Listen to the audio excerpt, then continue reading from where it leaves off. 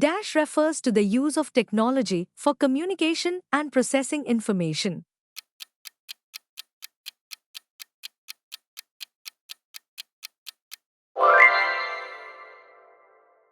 A dash is a computer application for computation, organization, analysis and storage of data in tabular form.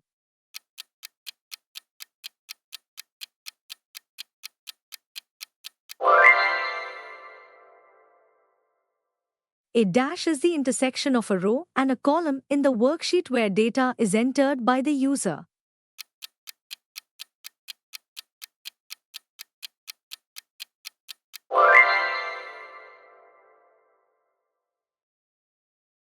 All the data that is entered by the user appears in the dash.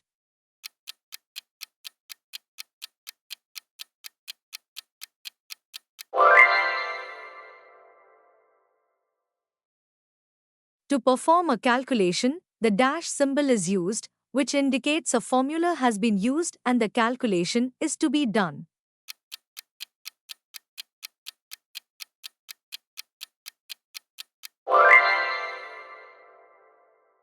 A dash is rectangle-shaped box where row and column meet in a spreadsheet.